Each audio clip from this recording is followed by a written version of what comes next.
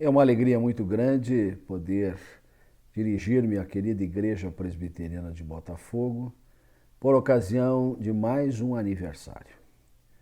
Em várias ocasiões temos estado junto a esta igreja, participando das alegrias do Senhor, companheiros de fé que somos, e deixamos aqui consignado nosso abraço fraternal, nosso próprio nome, em nome da Igreja Presbiteriana Central de Curitiba, qual temos a honra de pastorear há longos anos, bem como da nossa Secretaria Executiva do Supremo Conselho.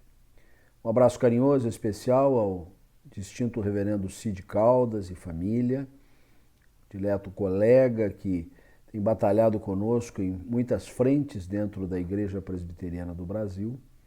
E este abraço é extensivo a todo o conselho da igreja, ao oficialato e a cada uma das famílias que constitui esta amada igreja. Quero partilhar nesta ocasião convosco a palavra do Senhor conforme registro da carta que Paulo escreveu aos Filipenses, capítulo 1, versos 3 a 11, onde lemos: Dou graças ao meu Deus por tudo que recordo de vós, fazendo sempre com alegria súplicas por todos vós em todas as minhas orações, pela vossa cooperação no Evangelho, desde o primeiro dia até agora. Estou plenamente certo de que aquele que começou a boa obra em vós há de completá-la até o dia de Cristo Jesus. Aliás, é justo que eu assim pense de todos vós, porque vos trago no coração, seja nas minhas algemas, seja na defesa e confirmação do Evangelho, pois todos sois participantes da graça comigo. Pois minha testemunha é Deus, da saudade que tenho de todos vós, na terna misericórdia de Cristo Jesus. E também faço esta oração: que o vosso amor aumente mais e mais, em pleno conhecimento e toda a percepção, para aprovardes as coisas excelentes e serdes sinceros e inculpáveis para o dia de Cristo, cheios de fruto de justiça, o qual é mediante Jesus Cristo para a glória e louvor de Deus. A ti bendizemos, ó Deus, a ti louvamos, exaltamos o teu nome, que é sobre todo nome, e buscamos de ti, ó Deus, luz para compreendermos as sagradas escrituras que inspiraste. E o teu Espírito Santo há de alumiar os nossos olhos e corações. Fala ao nosso coração em nome de Jesus. Amém. Estamos vivendo tempos de isolamento, ora chamado de confinamento, de distanciamento, de quarentena e quantos nomes podem ser utilizados para esse difícil período pelo qual passa a humanidade toda, o nosso país por inteiro e cada uma das unidades da federação e seus municípios. E diante disso, surgiu este instrumento, essa ferramenta da qual temos nos valido com bastante frequência, que já vai se tornando parte da nossa rotina, não apenas na vida doméstica, mas educacional, negocial, trabalho, expressões como home office, passaram a fazer parte do nosso vocabulário naturalmente, como se sempre existissem no nosso linguajar.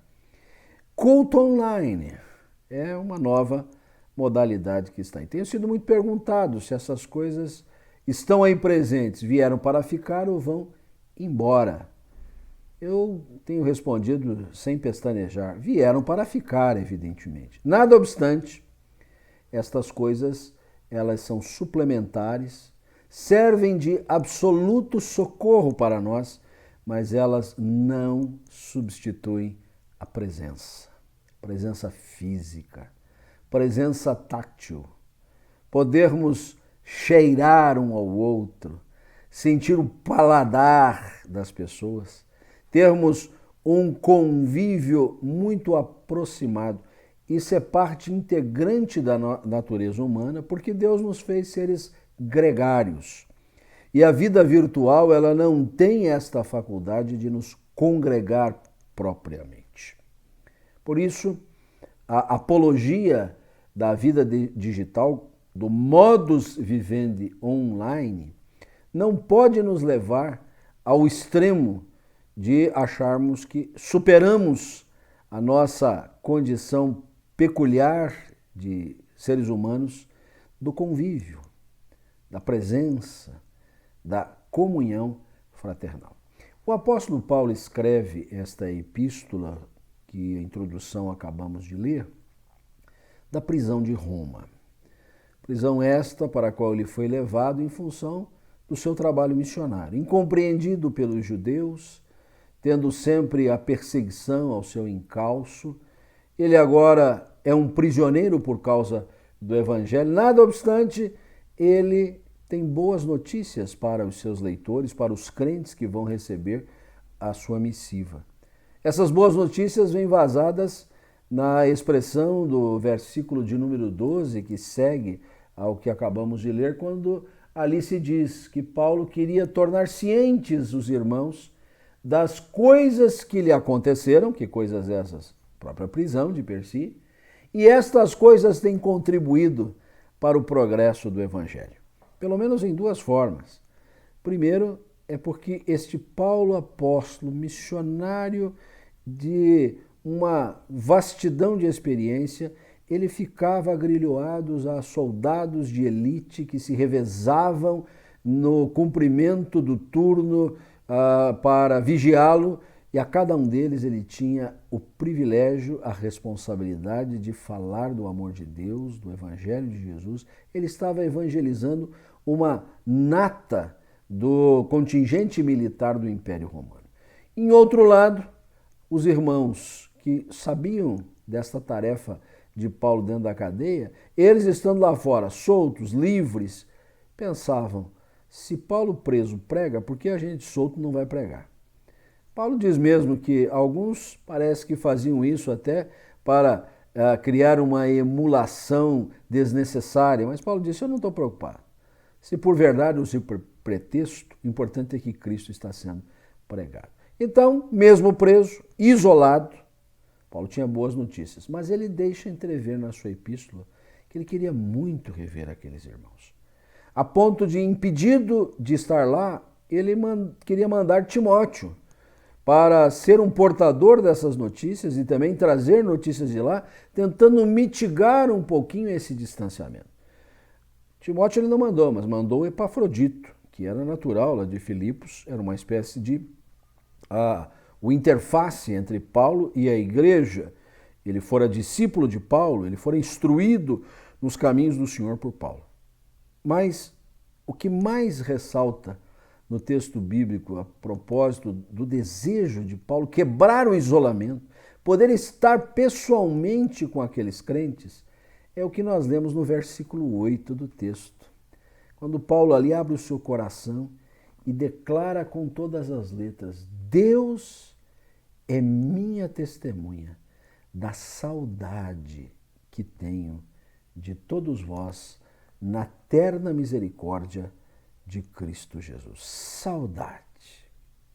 Essa palavrinha peculiar da língua portuguesa, muito nossa, que tem tudo a ver com a nossa cultura, nosso jeito de ser, nossa necessidade de proximidade. E quando não acontece isso, a saudade brota, um vazio que toma conta do nosso coração.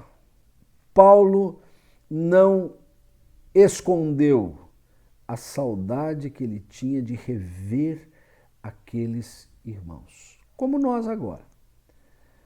Talvez em algumas janelas que têm sido abertas para podermos fazer trabalhos na igreja com presença dos membros. Tivemos essa experiência aqui conosco por 4 domingos seguidos e depois houve novamente um fechamento. Foi glorioso a gente poder reencontrar-se e já estamos todos desejosos de nos rever. A saudade de hoje, a saudade que Paulo aqui coloca nas Escrituras, ela traz para nós algumas lições muito preciosas à luz dessa passagem. Eu queria destacar essas lições na nossa reflexão desta ocasião. Primeira coisa que nós aprendemos é que se trata de uma saudade que remete à memória agradecida. Vou repetir. Saudade que remete à memória agradecida. Paulo inicia dizendo assim: por tudo que recordo de vós, dou graças a Deus. Tudo que eu lembro de vocês aí de Filipos me faz ter uma memória agradecida. E alguém desavisado pode pensar, a igreja de Filipos devia ser uma igreja maravilhosa, uma igreja sem defeito, uma igreja que tudo funcionava bem, uma igreja amorosa, uma igreja que não tinha divisionismo, não tinha partidarismo, uma igreja vibrante. Por isso Paulo, tudo que lembrava deles, o remetia à gratidão. Lê do engano. É só seguir lendo a epístola que a gente vai ver. Havia partidarismo, havia divisionismo, havia contendas, havia grupos de pessoas muito claramente identificados. Nem por isso Paulo deixava de agradecer a Deus. Não é que ele desconsiderava estas coisas, é que ele entendia que igreja é isso mesmo. Igreja muitas vezes mostra o seu lado mais obscuro. Igreja muitas vezes é carregada de senões, de crises, de coisas que a gente pensa assim, isso seria completamente dispensável, mas formada por homens.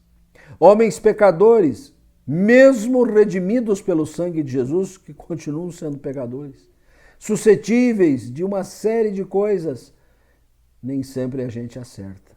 Porém, a saudade que temos da comunidade só nos faz pensar numa coisa: somos gratos a Deus pela vida de nossa igreja. Somos imensamente agradecidos ao Senhor por fazermos parte desta igreja.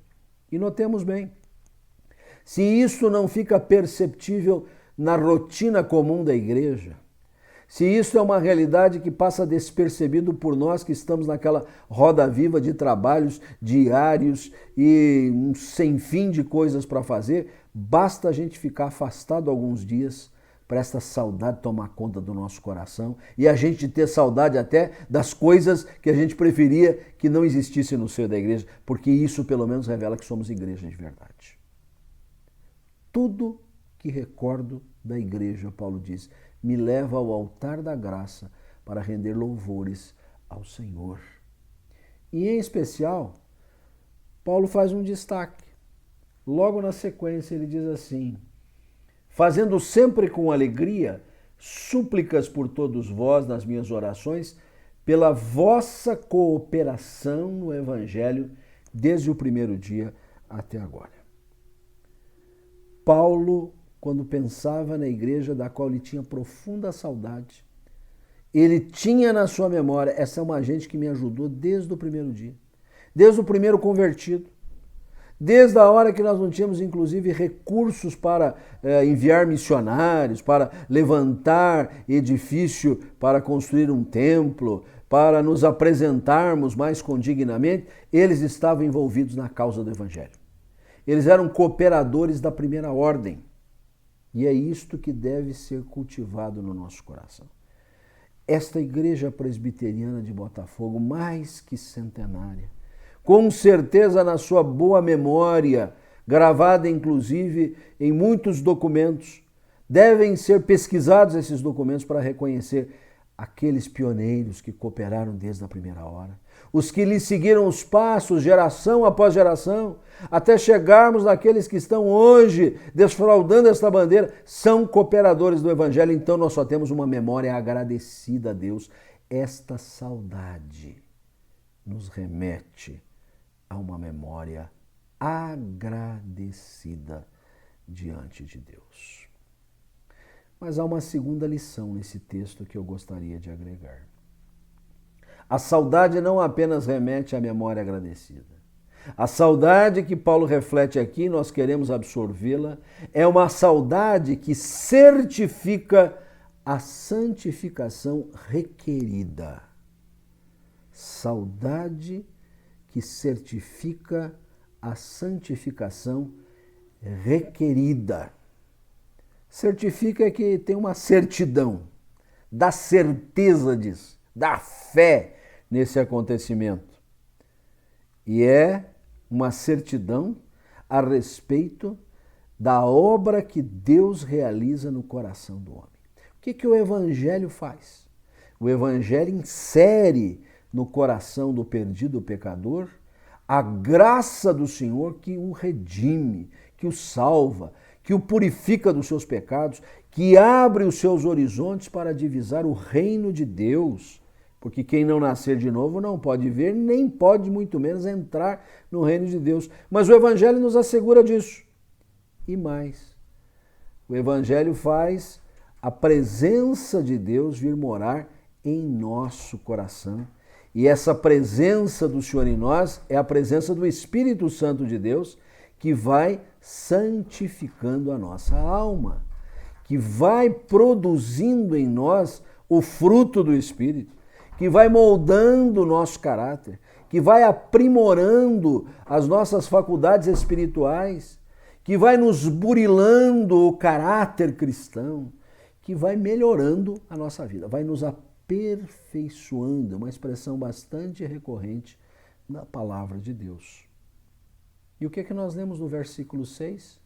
Paulo diz assim: estou plenamente certo de que aquele que começou boa obra em vós há de completá-la até o dia de Cristo Jesus. A obra da santificação. O que Deus começou, ele não parou no meio do caminho. O que Deus iniciou em nós, uma transformação, ela continua rendendo frutos. E Paulo diz assim: eu estou plenamente certo. Daí nós afirmamos, é uma saudade que certifica, que dá certeza da santificação requerida. Santificação não é uma obra dos homens, é uma obra do Espírito Santo nos homens. É uma obra que, inclusive, nós não cooperamos para o seu êxito. Nós apenas devemos cuidar para não atrapalhar o que o Espírito Santo está fazendo em nós. Porque isto nós muitas vezes fazemos. O Espírito quer limpar o nosso coração dos maus pensamentos, das más ideias, e a gente se deixa envolver por todas elas. O Espírito quer produzir em nós paz, harmonia, convergência, tolerância, respeito, e a gente vai exatamente na direção contrária. Então nós atrapalhamos sim a obra do Espírito, mas ele é persistente, porque aquilo que ele começou, ele vai levar até o final. Ele não deixa a coisa pela metade. E aí é importante trazer o foco da nossa reflexão. Um apóstolo Paulo isolado, com saudade de rever aqueles irmãos, muito difícil de rever, não era só uma pandemia que precisava cessar, era todo um processo legal que precisava fruir para que ele pudesse voltar à liberdade. E ele diz o quê?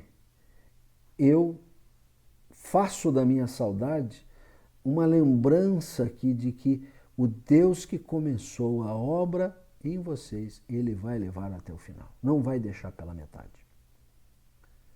Não imaginemos, amados irmãos, que estes meses inteiros que nós temos ficado afastados da comunhão fraternal, dos cultos presenciais, da rotina da vida da igreja, o Espírito Santo também tirou férias. Ele também se isolou de nós, ao contrário. Posso aqui dar o depoimento pessoal e de tantos casos que nós temos atendido nesse tempo. O Espírito Santo tem agido de uma maneira especial nesses tempos, na vida dos seus filhos, trazendo mais fé, mais confiança, tirando o medo, o pavor. É obra do Espírito Santo. Então a saudade, ela não fica apenas numa perspectiva assim romanceada, quase que beirando a um poema, mas ela traz para um lado muito prático, muito objetivo. É uma saudade que nos dá uma certeza, A santificação que foi colocada para nós, ela está acontecendo. Deus está fazendo a sua obra em os nossos corações. Saudade que remete à memória agradecida. Saudade que certifica a santificação requerida. Terceiro lugar, saudade que esclarece a missão conferida, a missão que nos foi conferida. Temos clareza, temos esclarecimento, temos realmente convicção de que a missão que nos foi dada é esta mesma, de levarmos o Evangelho do Senhor Jesus adiante e avante. Por que é que eu estou dizendo isso? Porque no versículo 7, o apóstolo Paulo diz assim: eu vos trago no coração. No coração quer dizer, sempre lembro de vocês, minha memória é agradecida, minha memória também me faz lembrar que o Espírito Santo está trabalhando no coração de vocês, mas eu tenho um detalhe, eu trago vocês no coração, seja nas minhas algemas, seja na defesa, seja na confirmação do Evangelho, pois todos sois participantes da graça comigo. Paulo não tem uma visão assim, eu sou o herói da fé, eu é que fui para frente da batalha, por isso eu estou preso, e vocês estão aí na arquibancada assistindo tudo de camarote, inclusive. Vocês não são os privilegiados que ficam só olhando de longe e o pessoal da linha de frente está lá embaixo. Não, vocês são participantes da graça comigo. Vocês estão envolvidos na mesma missão. Vocês estão comprometidos no mesmo objetivo. Vocês têm o mesmo dom de Deus missional para levar a obra avante. Então, Paulo tinha naqueles crentes, e nessa hora de profunda saudade, ele tinha neles uma certeza. Esta gente está comigo porque deve é. Eles fazem parte da mesma missão. Lhes foi conferida a mesma missão que foi conferida para mim. Na carta aos Colossenses, no capítulo 1, lá para o seu final, Paulo diz que a nós foi dada a graça de participar. Na carta aos Filipenses, Paulo diz assim: a vocês foi dada a graça não só de estar no Evangelho, mas de sofrer pelo Evangelho, porque vos foi concedida a graça de crer no Evangelho e de padecer pelo Evangelho. Então aquela saudade de Paulo trouxe clareza a respeito da missão conferida à igreja. E há três coisas aqui que Paulo coloca no mesmo foco da percepção da missão. Ele fala de algemas, ele fala da defesa do Evangelho, ele fala da confirmação do Evangelho. Se me permitem, eu vou falar assim de algemas, apologia e atestado. As três com a letra A fica mais fácil de entender. Algemas, evidentemente, era o fato de que aquela gente acompanhava o Paulo preso como acompanhava o Paulo solto. Paulo diz assim: eu aqui preso, não estou esquecido de vocês. Vocês se preocupam comigo, oram por mim, vocês têm feito o que podem para me livrar. Vocês estão comigo na hora da perseguição, na hora das pessoas estarem não compreendendo a minha missão. Vocês não me abandonaram no meio do caminho. Vocês não são aqueles que me abraçam quando eu estou bem, mas quando eu não estou bem, vocês se afastam. Vocês não são aqueles que me levam adiante quando eu estou assim, com multidões pregando, mas quando as pedradas vêm, vocês dizem assim: nem conheço esse camarada. Vocês estão comigo nas algemas. Mas o apóstolo Paulo, algemado ou solto, ele era um apologeta da fé. Ele defendia a fé. E a sua defesa era forte, argumentativa. Ele sabia como dar razão à sua fé.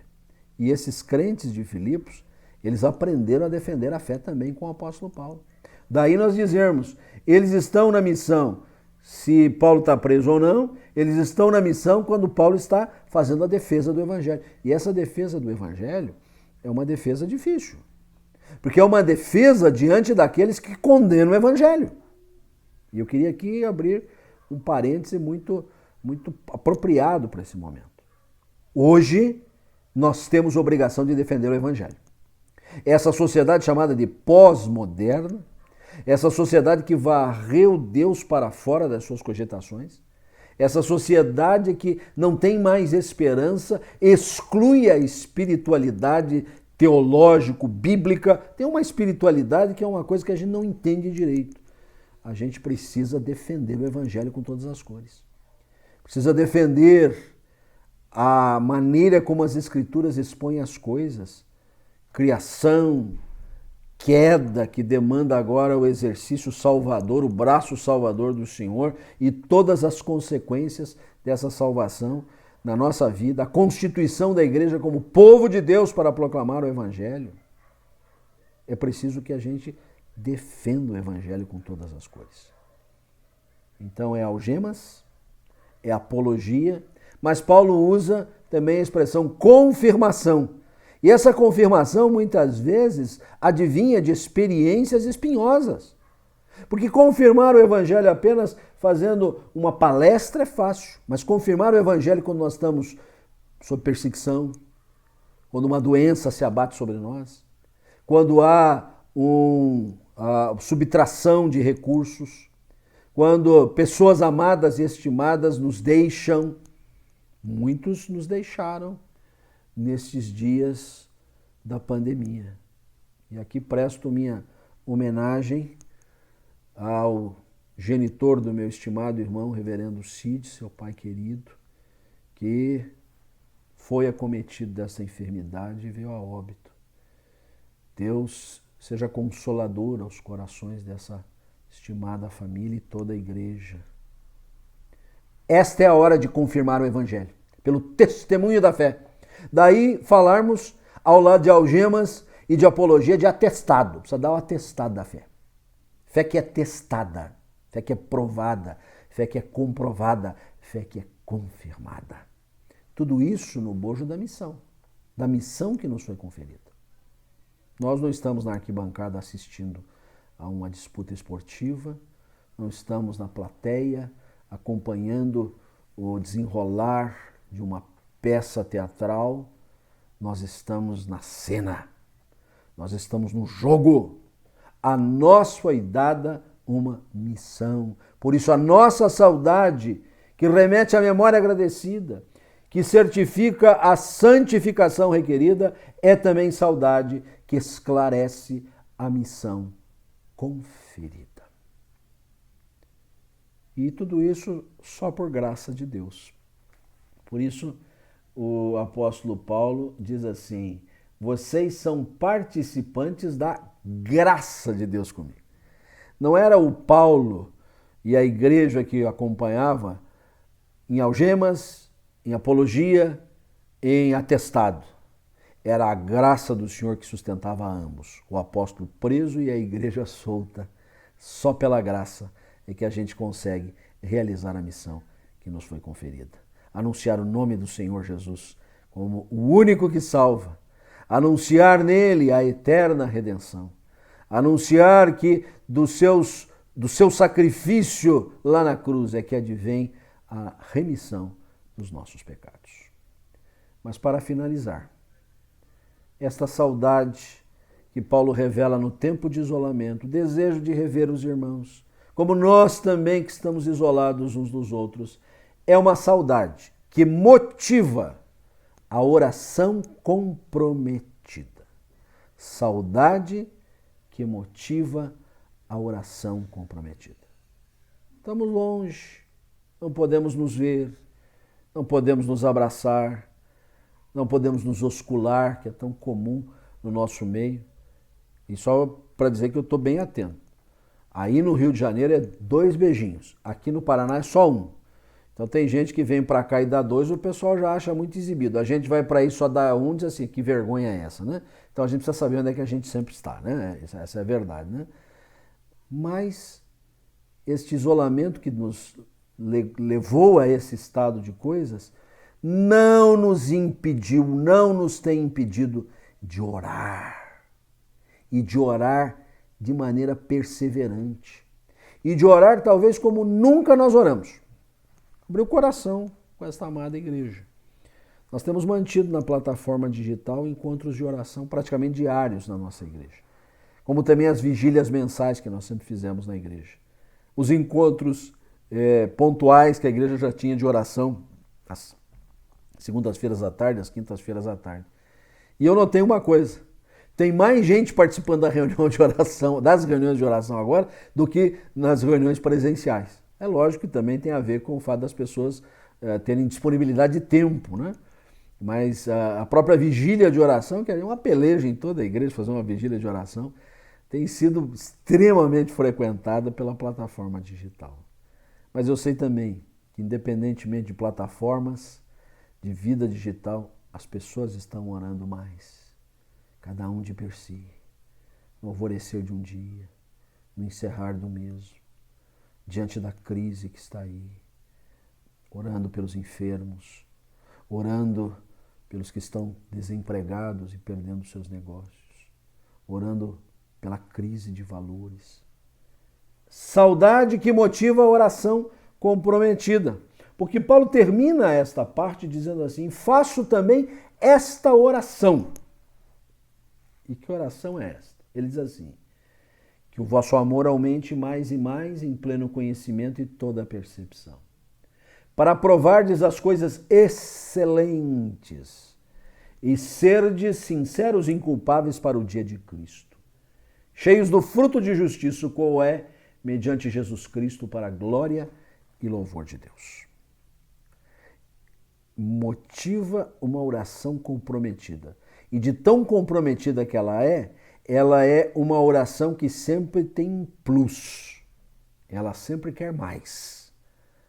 Orar não pode ser uma excrescência, um apêndice na vida da igreja. Você está no cerne, no DNA da igreja. Algo que a gente sempre quer mais. E Paulo aqui dá a receita. Primeiro ele diz assim: motivo de oração, precisamos de mais amor. O amor aumente mais e mais. Nós precisamos de mais amor. Nós precisamos nos amar mais. E o distanciamento que foi criado nesse período tem minimamente nos feito sentir saudade uns dos outros, porque amamos uns aos outros. Mas é preciso que essa saudade se transforme num amor verdadeiro.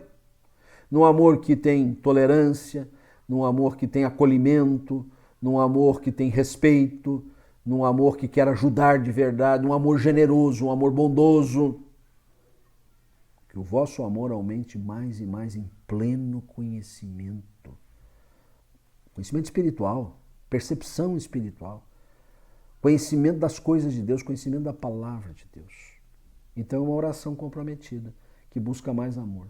Que busca também mais excelência. Versículo 10, Paulo diz assim: para que vocês aprovem as coisas excelentes.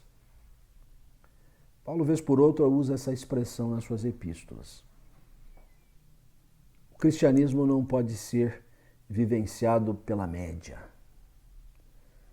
Vamos nos esforçar até um certo ponto. Vamos viver até um certo limite. Vamos buscar coisas mais espirituais, mas sem muito exagero. Até por medo de fanatismo. Fanatismo é uma coisa. O que nós estamos falando aqui não é fanatismo. É vida cristã integral. É vida abundante que Jesus veio trazer e nos conclama a provar, a experimentar. Experimentar as coisas excelentes. Experimentar o melhor de Deus. Experimentar os valores de Deus. Experimentar a graça de Deus como nunca experimentamos. Experimentar o fruto do Espírito de uma maneira extraordinária. É isso que nós devemos orar. Orar visando mais excelência na nossa vida. Cristão verdadeiro tem que ser distinto, tem que ser diferenciado, tem que ser vislumbrado, apontado como alguém que tem um algo a mais, tem um valor maior. Mais amor, mais excelência e mais louvor. Verso 11. Cheios do fruto de justiça, o qual é mediante Jesus Cristo para a glória e louvor de Deus. Por mais louvor, não vamos nos bitolar pensando que estamos falando de música na igreja, também.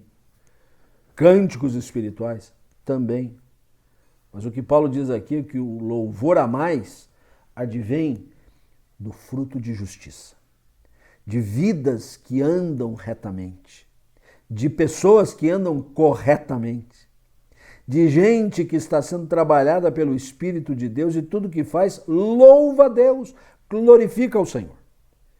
É isto que a nossa oração deve visar, deve apontar, deve vislumbrar. E de tal sorte que a nossa saudade, ela vai se consubstanciar em alguma coisa muito rica, muito elevada, vai redundar em glória e louvor ao Senhor. Que nós possamos muito em breve matar a saudade uns dos outros.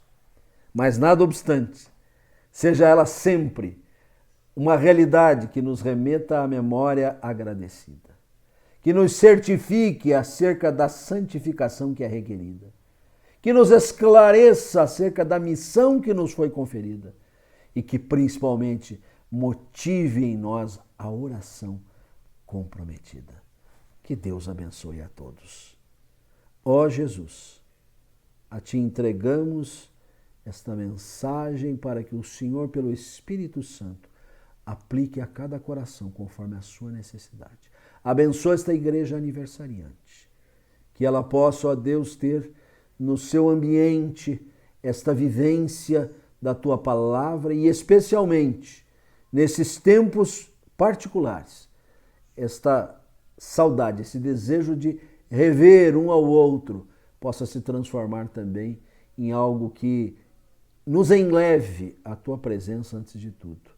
É a nossa oração, em nome de Jesus. Amém.